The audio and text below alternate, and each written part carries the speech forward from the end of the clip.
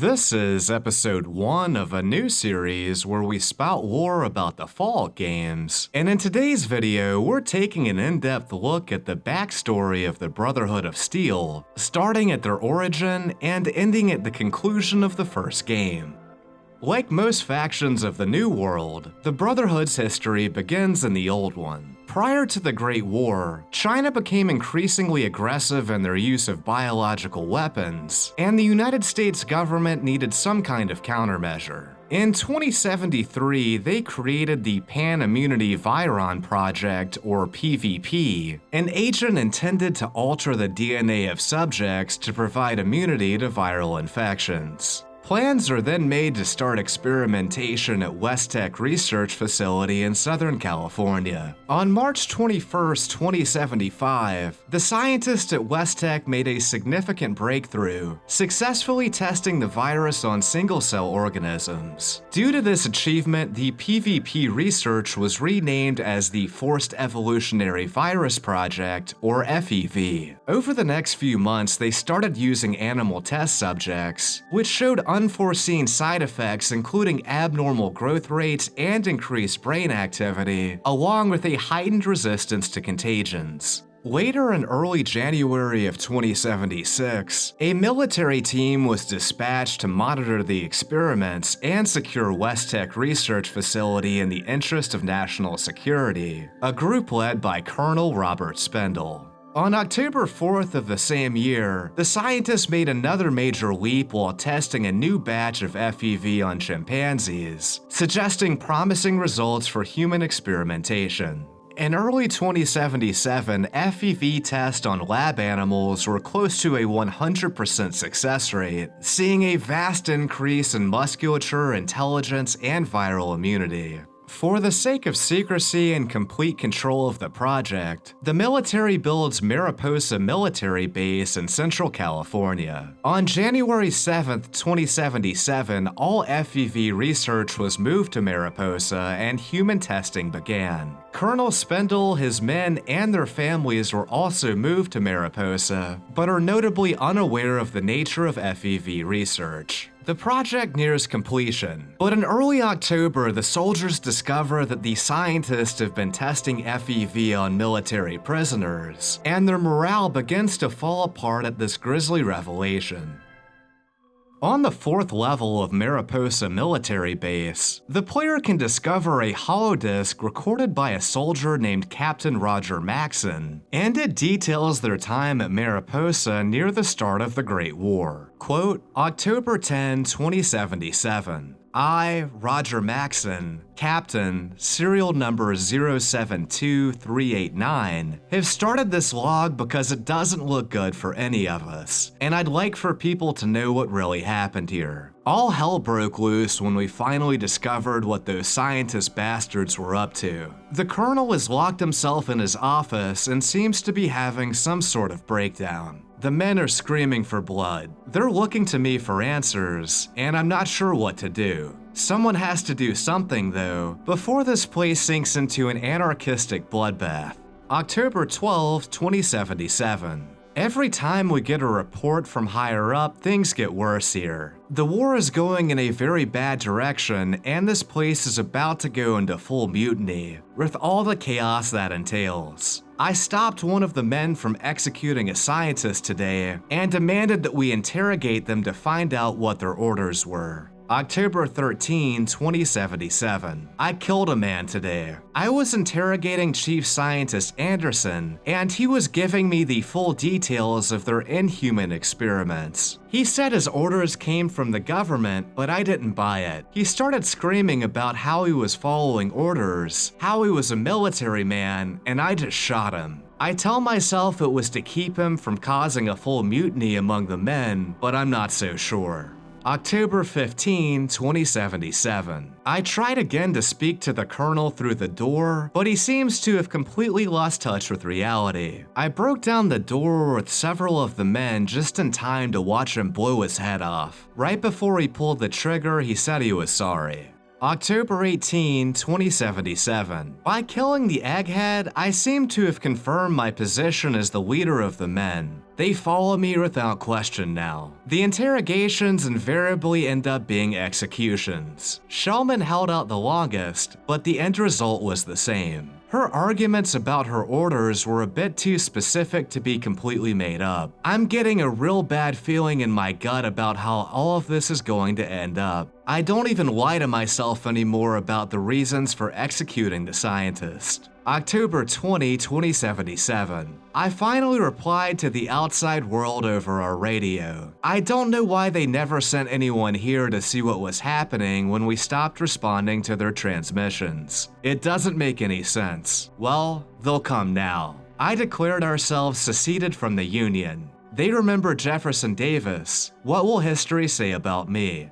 October 22, 2077. What the hell is going on? We declare ourselves to be in full desertion from the army and no longer under the government's command, and what happens? Nothing. Something bad is coming down. Unquote. On October 23, 2077, the Great War occurs and the bombs fall, but miraculously the military base isn't targeted and Maxon and his men survive. Picking back up in Maxon's holotape, the next entry reads, October 23, 2077. I can't believe those bastards finally did it. Damn them all to hell. They finally let the A-bombs fly. We were right in the middle of trying to pry the real story out of von Felden when we completely lost contact. I have a feeling the research center was hit hard. I don't know why, just call it a gut feeling. It seems inconceivable that we were not targeted. I'm sure China will make up for that oversight real soon. Luckily, we had moved our families from outside into the facility the day before yesterday. We do not know yet if the fallout has reached this area. October 25. Sergeant Plattner volunteered to go outside today to take specific readings on the atmosphere. It seems the radiation has not spread this far. Since he was wearing his power armor, there was no threat to him from radiation, but if he had been exposed, he would have had to be exiled. We don't have adequate decontamination facilities here. October 26. I convinced the men that we should bury the scientist. I don't know why. Perhaps it was to ease my conscience. I finally started to believe their stories when the last one was dying. My God, what have I become? October 27, 2077. We're leaving this godforsaken place today. I'm leading the exodus to the old government bunker at Lost Hills. I'm leaving this log behind to be buried when this place goes in the next exchange. Who knows? Maybe someone will find it someday. On October 27th, the soldiers bury the dead scientist, collect supplies and schematics from the base before sealing the entrance, then head out into the wasteland. Their destination is a military security bunker called Lost Hills, and their struggles to reach it would later become known as the Exodus. A holodisk made by a member of the Brotherhood named Sophia details the event, stating, "The exodus from the accursed base was a trying time for the men and their families. While there was no radioactive fallout to contend with, they were frequently beset by the fallout of humanity. Roving bands of psychotic marauders attempted several attacks on that noble group. The company itself was in no danger, for they wore the armor of power. Members of their family were not so lucky. Once the vermin found out they were easily repelled, they began to fire on the unarmed civilians from a distance. They took a great many casualties, yet for every member of the Exodus that was struck down in this way, our noble brethren took 2 lives from the wasteland." Unquote. During these attacks, the raiders began picking off the group's vulnerable family members from a distance, and the survivors from Mariposa suffer many losses, including the death of Roger's wife, but his teenage son, Maxon II, survives. Continuing with Sophia's holodisk, the next entry reads, "Finally, the forefathers came to the safety of the bunker. Captain Maxon, the great deliverer, decreed this to be our new home, and all was well. In the fullness of time, the bunker became our home, our temple, and our salvation from the terrors of the outside world. We began to shape our fortress into something glorious, the beauty of which the technologically bereft would have never seen before. Yet, there were those who sought still more. These restless souls demanded we look to the southeast for the advanced technology that was supposedly housed there. Captain Maxon warned these impetuous youths that the research facility was doubtlessly destroyed when we were spared, but they would not hear his words. They took their sanctified armor and headed off to find their holy grail, but not before they had spoke the deliverer's name in vain, questioning his very bravery. These men were never heard from again. Unquote. At some point during the Exodus, several members of the group form a splinter faction under the leadership of Sergeant Dennis Allen. They demand to return to West Tek Research Facility in hopes of recovering the advanced technologies located there. Captain Maxon warns them that the facility was almost certainly destroyed during the Great War and urges them not to go. However, they refuse to listen to his wisdom, steal supplies from the others, split off from the main group, and are never heard from again. Our main goal is to survive. The scribes copy old plans for weapons or design new ones, and the knights make guns from them. Most guns come from us. Eventually, Maxon and the survivors reach the safety of Lost Hills, and over time they expand the installation, develop their own set of laws, make the equivalent of a caste system, and form the Brotherhood of Steel, a military group that collects, preserves, and essentially worships technology. In 2097, John Maxon, the future High Elder of the Brotherhood in Fallout 1, is born. Then in 2135, Roger Maxon passed away from cancer, and his son Maxon II took his place as High Elder. John Maxon joins the Paladins around this time and shows tremendous promise as a soldier. Around 2141, the Brotherhood further isolated themselves from the rest of the wasteland and no longer accepted new initiates from the outside world. In the winter of 2141, food supplies in the region began running low, and a band of snake-worshipping bandits called the Vipers started to raid settlements and caravans across the region. In 2051, the Brotherhood sends a detachment to discover the fate of Sergeant Allen and the other soldiers who split off during the Exodus, but all they find are ruins and no one knows what happened to them.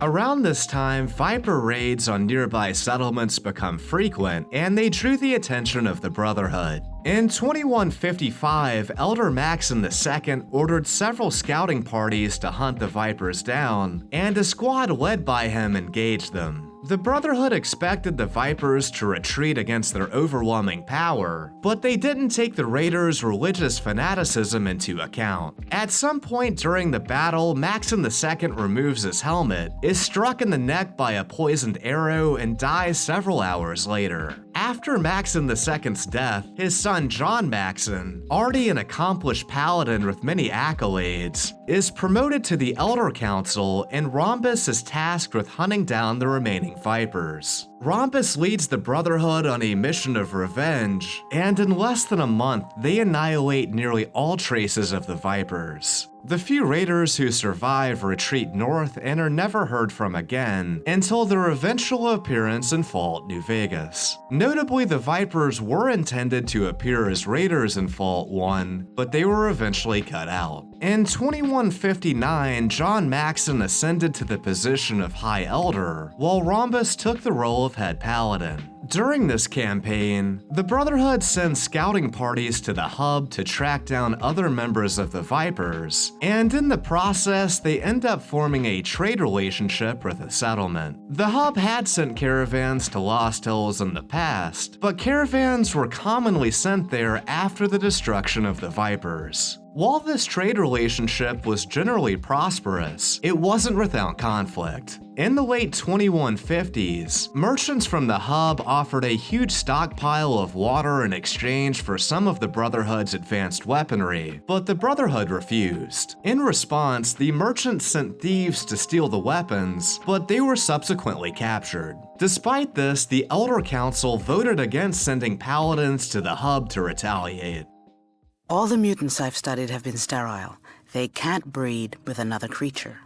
If we could clean up the mutation sources, we should be able to simply outlive the mutants. In October of 2161, the Brotherhood encountered the corpse of a super mutant in the Badlands and brought it back to Lost Hills. Head scribe Vree performs an autopsy and determines that the creature is a heavily mutated human. She also concludes that these abominations are incapable of reproducing, and that the Brotherhood could simply outlive them, but that they must be coming from a central location. The Elder Council fears invasion and sends scouting parties to the north and east to find the location of the monster's origin. The scouts sent north never return, but one does come back from the east. Merchant caravans begin to disappear, but the Elder Council refuses to act until they're certain there is an army of super mutants in the northern mountains. The Vault Dweller arrives at the hub in late 2161 and rescues a Brotherhood initiate from raiders. The Vault Dweller then travels to Lost Hills and attempts to join the Brotherhood. To prove themselves, they're sent to West Tek Research Facility to discover what happened to the Splinter faction led by Sergeant Allen. West Tek is now known as the Glow, due to the extremely high levels of radiation present there after it took a direct hit from a nuclear warhead. The protagonist travels into the depths of the facility and recovers a holodisk that reveals the fate of Sergeant Allen and his men. It reads, "Captain Maxon was right. This place is death. I'm writing this so that if we don't make it back, someone, someday, might find out what happened to us. We made it to West Tek Research Facility after 20 days of hell, but that was the easy part. The radiation levels began to shoot up as soon as we could see the giant crater. We checked our supplies and figured with our armor and our anti-rad supplies we'd be fine for at least a day of exploring. We felt it was a calculated risk, but the technology we had the potential of recovering was worth it. We climbed down the crater to the first level and everything seemed to be according to plan. The power was off, so we didn't need to circumvent the security, or so we thought. There wasn't much of value on this level, so we pushed on. The second level was more of the same. When Jensen dropped to the third level, all hell broke loose. The security sensors had been burned out on the first two levels, but not on the third. Jensen was cut to ribbons before he knew what had happened. We'd never seen weapons cut through power armor like that. Men started dropping right and left, and the ones who were still alive lost it. I tried to regroup, but only Soto and Camarillo made it back up to the first level with me.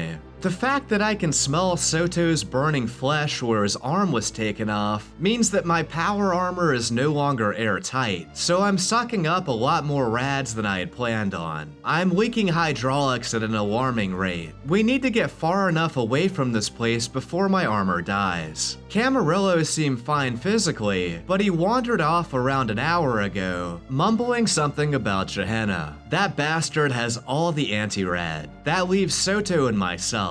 We can't make it far enough away from here without the anti-rads, so I've got to try to find Camarillo before it's too late. Sergeant D. Allen, United States Armed Forces.